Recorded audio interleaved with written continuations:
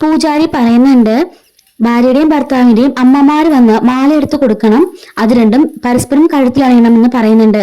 ദേവയാനി വന്ന് ഇഷ്ടമില്ലാതെ മാലയെടുത്ത് രണ്ടുപേരും കയ്യിൽ കൊടുക്കുന്നുണ്ട്.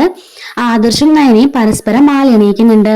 അപ്പോഴേക്കും ജലജ പറയുന്നുണ്ട്, എത്ര തവണയായി ഇവൻ 2 തവണ താലി കെട്ടി, കുറെ തവണ മാലയിട്ടതാ, എന്നിട്ട് ഇതുവരെ യാതൊരു പ്രയോജനവും ഇല്ലല്ലോ, എന്നിട്ടല്ലേ ഇനിയിപ്പോ എന്ന് പറയുന്നുണ്ട്.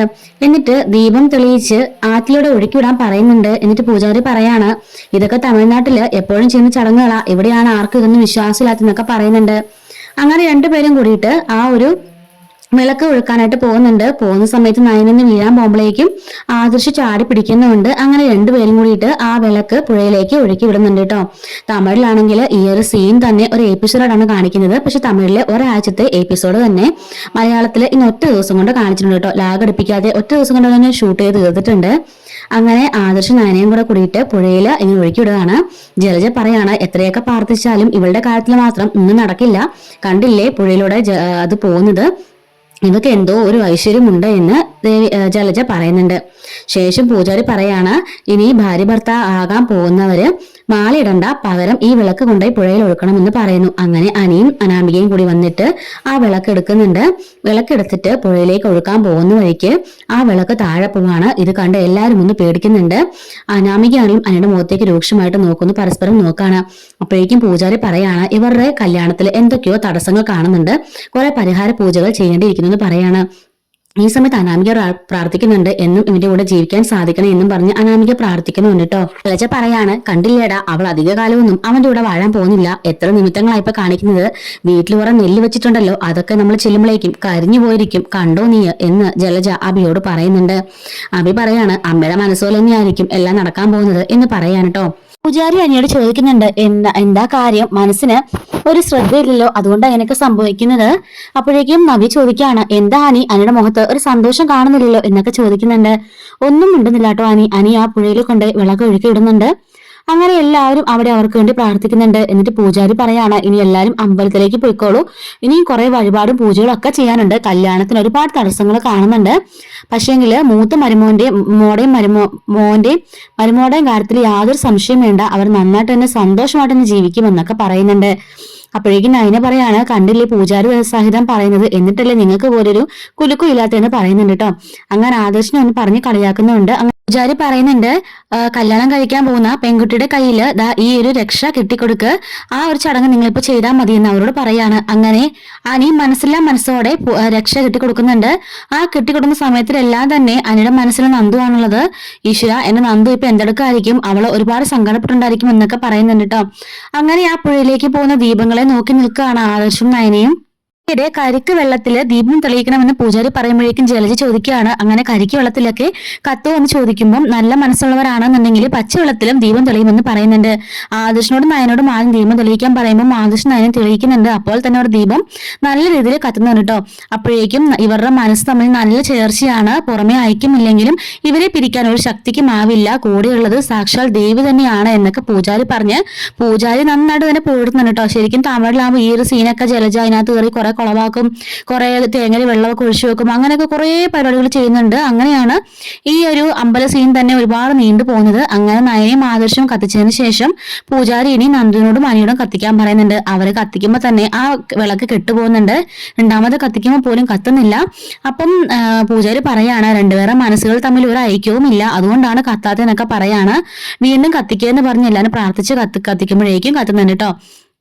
ജലജ പറയാണ്, കണ്ടില്ലേ അവള് കരിക്ക് വെള്ളത്തിൽ തിരിയിട്ടപ്പോ തന്നെ കത്തി കയറിയത് കണ്ടില്ലേ, അതുപോലെ അവളുടെ ഒരു ഐശ്വര്യം, അവൾ ഒരിക്കലും നമ്മുടെ തറവാട്ടിൽ നിന്ന് വിട്ടുപോകാൻ പോകുന്നില്ല, അവൾ ഉള്ളിടത്തോളം കാലം മറ്റവളെ നമുക്ക് അവിടെ നിന്ന് അടിച്ചെടുക്കാൻ സാധിക്കില്ല എന്നൊക്കെ ജലജ ചുമ്മാ അവിടെ കിടന്ന് പറഞ്ഞുകൊണ്ടിരിക്കുന്നുണ്ട്. ഈ സമയത്ത് തന്നെ അനാമികയുടെ അച്ഛനും അമ്മയും അവർക്ക് വേണ്ടി പ്രാർത്ഥിച്ചുകൊണ്ട് അവിടെ നിൽപ്പുണ്ട് കേട്ടോ.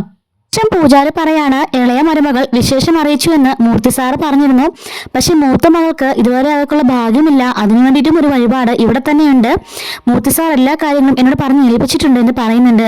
അങ്ങനെ പൂജാരി നയനനെയും ആദർശനെയും കൂട്ടിയിട്ട് നിങ്ങൾ രണ്ടും വാദം പറഞ്ഞിട്ട് അവരെ അമ്പലത്തിന്റെ സൈഡിലേക്ക് കൊണ്ടുപോവാണ്. അവിടെ ഒരു മരത്തില് ഇങ്ങനെ എല്ലാവരും തൊട്ടിൽ കെട്ടി വെച്ചിരിക്കുന്നത് കാണുന്നുണ്ട്. പൂജാരി പറയാണ്, ഇവിടെ തൊട്ടിൽ കെട്ടിയാല് കുട്ടികളുണ്ടാകാനുള്ള വിശ്വാസം മാത്രമല്ല അത് സത്യമാണ്, ദേവിയുടെ അനുഗ്രഹം ഉറപ്പായും ഉണ്ടാകും, ഇവിടെ വിളക്ക് കത്തിച്ചാൽ ഇവിടെ ഉറപ്പായും ഇവിടെ കുട്ടികൾ ഉണ്ടാവുമെന്ന് പറയുന്നുണ്ട് കേട്ടോ. ഒന്നല്ല, നിങ്ങൾ രണ്ടുപേരും കൂടി 2 തൊട്ടിൽ കെട്ടിക്കോ എന്ന് പറയാണ്. ഈ സമയത്ത് കനകം മനസ്സിലോർക്കുന്നുണ്ട്, ഈശ്വര, ഒരു മുറിയിൽ തന്നെ 2ആയിട്ട് കഴിയുന്നവർക്ക് നീ എങ്ങനെയാ കുഞ്ഞിനെ കൊടുക്കുക, അതുകൊണ്ട് ആദർശമായ മനസ്സിനെ എത്രയും പെട്ടെന്ന് മാറ്റണം എന്ന് പറയുന്നുണ്ട്. നയന പറയാണ്, തൊട്ടിൽ കെട്ടിയാൽ മാത്രം കുട്ടികൾ ഉണ്ടാവില്ലല്ലോ, അത് ഞാൻ ഈ പൂജാരിയുടെ പറയട്ടെ ചോദിക്കുമ്പോൾ പൂജയുടെ മാത്രമല്ല മൈക്ക് വെച്ച് ഞാൻ അനൗൺസ്മെന്റ് ചെയ്യുക, എല്ലാവരോടും നീ പറ എന്ന് പറയുന്നുണ്ട്. മിക്കവാറും ഞാൻ അനൗൺസ്മെന്റ് ചെയ്യേണ്ടി വരും ഇങ്ങനെ പോവാണെങ്കിൽ എന്ന് നയന പറയുന്നുണ്ട് കേട്ടോ. എന്നിട്ട് അത് രണ്ടുപേരും തൊട്ടിലൊക്കെ കിട്ടിയിട്ട് മാറാണ്. പൂജാരി പറയുന്നുണ്ട്, വിഷമിക്കേണ്ട, ഉടനെ തന്നെ നിങ്ങൾക്ക് ഒരു കുഞ്ഞിക്കാല് കാണാനുള്ള അനുഗ്രഹം ഈശ്വരന്റെ ഭാഗത്തു നിന്നും ഉണ്ടാവുമെന്ന് പറയുന്നുണ്ട്. രണ്ടുപേരും കൈ കോർത്ത് പിടിച്ച് 3 തവണ ഈ ആൽമരത്തിന് ചുറ്റും വലം വെച്ചാൻ പറയുന്നുണ്ട് കേട്ടോ. അങ്ങനെ ഒരു വലം വെക്കാണ്. ഇതേ സമയത്ത് തന്നെ ജലജ മനസ്സിലോർക്കാണ്, ഈശ്വര, ഒരു ആലിന്റെ കൊമ്പടിഞ്ഞ് അവളുടെ തലയിലേക്ക് വീണിരുന്നെങ്കിലോ എന്ന് ആലോചിക്കുമ്പോഴേക്കായിരിക്കും ജലജയുടെ തലയിലേക്ക് ഒരു കൊമ്പടിഞ്ഞ് വീഴുന്നത്.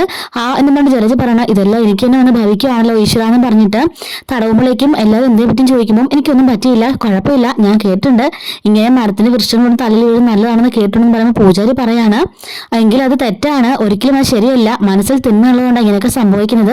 ഞാൻ പറഞ്ഞില്ലേ കുറെ തടസ്സങ്ങളുണ്ടെന്ന്, മനസ്സിനുള്ളിലെ കറയൊക്കെ നീക്കാൻ നോക്ക്, അതല്ല എന്നുണ്ടെങ്കിൽ ഇങ്ങനെ അനിഷ്ടങ്ങൾ സംഭവിച്ചോട് തന്നെ ഇരിക്കും, ഒരുപാട് പൂജാ കർമ്മങ്ങൾ നിങ്ങൾ ചെയ്യേണ്ടിയുണ്ട് എന്നൊക്കെ പറയുന്നുണ്ട് കേട്ടോ. ഇങ്ങനെ കാണിക്കുന്നത് നവ്യ ആൽമര ചുവട്ടിലിരുന്നു കൊണ്ടും ഫോൺ വിളിക്കായിരിക്കും. ഇത് അഭി കാണുന്നുണ്ട്.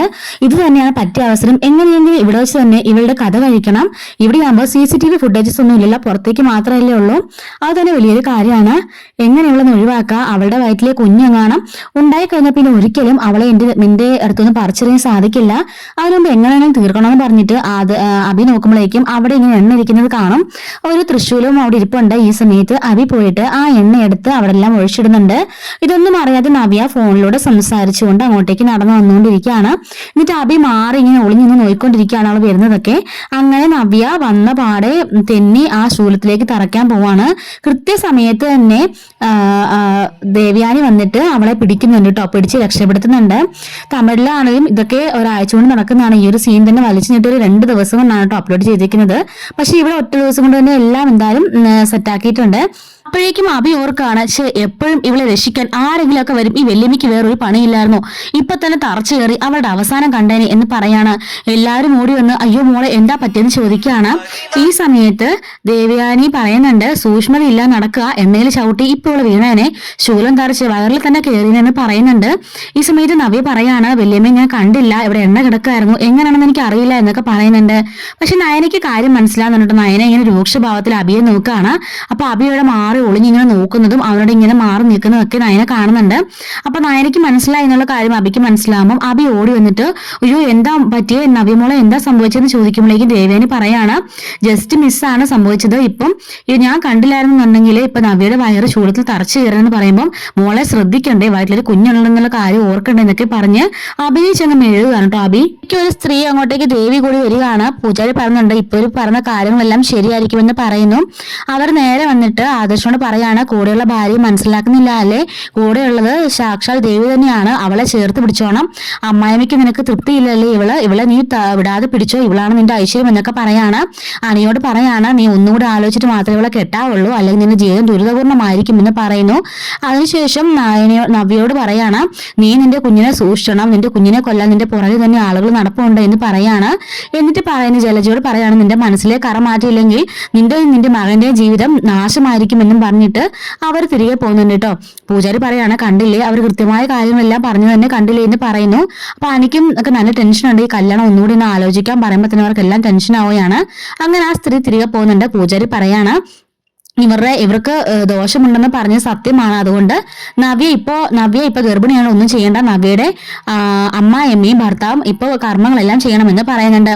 എന്നിട്ട് പൂജാരി പറയാണ്, അപ്പോഴേക്കും അതായത് കനകം പറയാണ്, വേറെ ആരുമല്ല സ്വാമി, ഇവളുടെ ഭർത്താവിനും ഇവളുടെ അമ്മായിമ്മയ്ക്കും തന്നെ ഈ കുട്ടിയെ ഇഷ്ടമില്ലാത്തത് എന്ന് പറയുമ്പോഴേക്കും അതെനിക്ക് മനസ്സിലായി, അതുകൊണ്ടാണ് ഞാൻ പറഞ്ഞത് അവർ തന്നെ പൂജ ചെയ്യട്ടെ, ആ ദോഷങ്ങളൊക്കെ അങ്ങ് മാറട്ടെ, കറകളൊക്കെ നീങ്ങട്ടെ എന്ന് പറയുന്നുണ്ട് കേട്ടോ. അങ്ങനെ ആ കർമ്മങ്ങളൊക്കെ ചെയ്യാൻ വേണ്ടിയിട്ട് അവരവിടെ പോയി ഇരിക്കുന്നുണ്ട്. ആദ്യം ജലം തലയിൽ ഒഴിക്കിയതിനു ശേഷം തലയിലേക്ക് തേങ്ങ അടിക്കാൻ പറയുന്നുണ്ട്. അങ്ങനെ കനകം ജലജയുടെ തലയിലേക്ക് തേങ്ങ ആഞ്ഞടിക്കുന്നുണ്ട് കേട്ടോ. അങ്ങനെയാണ് ഇന്നത്തെ സ്റ്റോറി അവസാനിക്കുന്നത്. ഇതുപോലെ ഡെയിലി റിവ്യൂസും ലേറ്റസ്റ്റ് ആയിട്ടുള്ള എപ്പിസോഡ്സും വരാനിരിക്കുന്ന ഈ സ്റ്റോറിയിൽ നമ്മുടെ ചാനൽ അപ്ലോഡ് ചെയ്യുന്നുണ്ട്. മിസ്സാതിരിക്കാൻ ചാനൽ സബ്സ്ക്രൈബ് സപ്പോർട്ട് ചെയ്യണേ. Thanks for watching.